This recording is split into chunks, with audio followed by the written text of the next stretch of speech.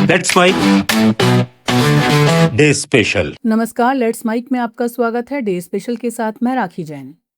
भारतीय स्वतंत्रता आंदोलन का इतिहास ऐसे अनगिनत युवाओं के बलिदान से भरा है जिन्होंने आजादी के लिए अपनी जिंदगी तक न्यौछावर कर दी। इनमें एक नाम ऐसा है जो उम्र में भले ही बहुत छोटा था, लेकिन हौसले में किसी से कम नहीं था। नाम था खुदीराम बोस। महज 18 साल की उम्र में अंग्रेजी हुकूमत को चुनौती देने वाले खुदीराम बोस जब फांसी के फंदे तक पहुंचे तो उनके चेहरे पर डर नहीं बल्कि आजादी का सपना था। 11 अगस्त 1908 को मुजफ्फरपुर जेल में उन्हें फांसी दी गई और वो भारतीय क्रांतिकारी आंदोलन के सबसे कम उम्र के शहीदों में शामिल हो गए।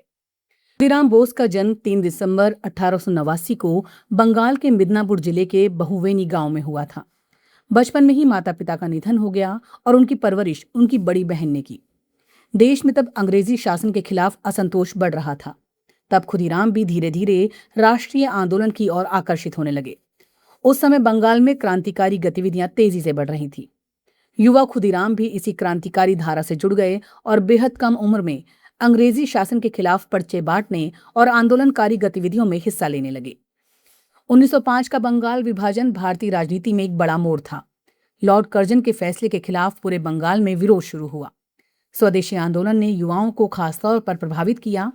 इसी दौर में खुदीराम बोस जैसे युवाओं के भीतर अंग्रेजी शासन के खिलाफ संघर्ष की भावना और मजबूत हुई। वो अनुशीलन समिति जैसे क्रांतिकारी संगठनों से जुड़े और धीरे धीरे सशस्त्र क्रांति के रास्ते पर आगे बढ़े। इसी समय ब्रिटिश न्याय व्यवस्था का एक अधिकारी भारतीय क्रांतिकारियों के निशाने पर आया। नाम था किंग्सफोर्ड। वो कलकत्ता के चीफ प्रेसिडेंसी मजिस्ट्रेट रह चुके थे और क्रांतिकारियों को कठोर सजाएं देने के लिए बदनाम थे। उनके खिलाफ क्रांतिकारियों में गहरा आक्रोश था। ब्रिटिश सरकार को जब उनकी सुरक्षा को लेकर खतरा महसूस हुआ तो उनका तबादला बिहार के मुजफ्फरपुर पर कर दिया गया, लेकिन क्रांतिकारियों ने उनका पीछा वहां भी नहीं छोड़ा। किंग्सफोर्ड को निशाना बनाने की जिम्मेदारी दो युवा क्रांतिकारियों खुदीराम बोस और प्रफुल्ल चाकी को दी गई। दोनों मुजफ्फरपुर पहुंचे और कई दिनों तक किंग्सफोर्ड की गतिविधियों पर नजर रखी। उन्हें पता चला कि किंग्सफोर्ड अक्सर यूरोपियन क्लब से बग्घी में अपने घर लौटते थे। योजना बनाई गई कि इसी दौरान उनकी बग्घी को निशाना बनाया जाएगा। 30 अप्रैल 1908 की रात दोनों क्रांतिकारी अपनी योजना को अंजाम देने के लिए तैयार थे। यूरोपियन क्लब से एक बग्घी बाहर निकली।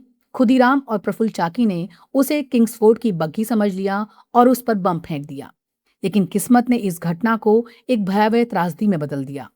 बग्घी में किंग्सफोर्ड नहीं बल्कि दो ब्रिटिश महिलाएं, प्रिगल कैनेडी की पत्नी और बेटी सवार थी। दोनों की मौत हो गई। किंग्सफोर्ड इस हमले में बच निकले। हमले के बाद खुदीराम और प्रफुल्ल चाकी अलग अलग दिशाओं में निकल गए।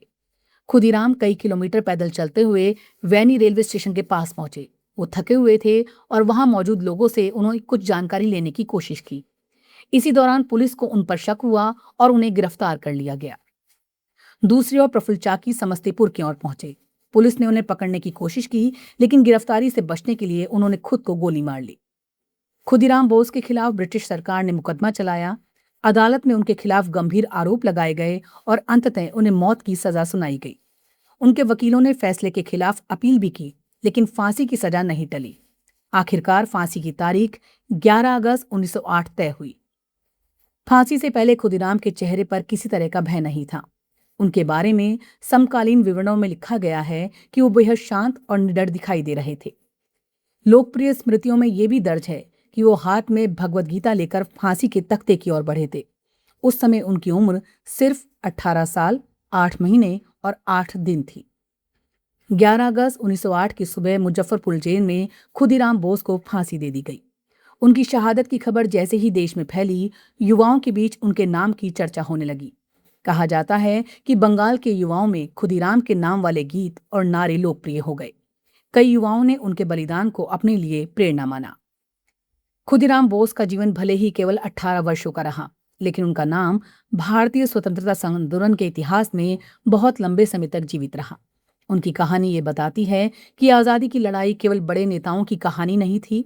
इसमें हजारों ऐसे युवा भी शामिल थे जिन्होंने अपने सपनों, अपने भविष्य और आखिरकार अपने जीवन तक को देश के नाम कर दिया।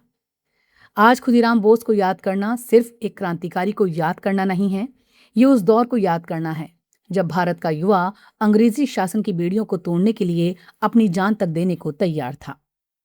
नमस्कार।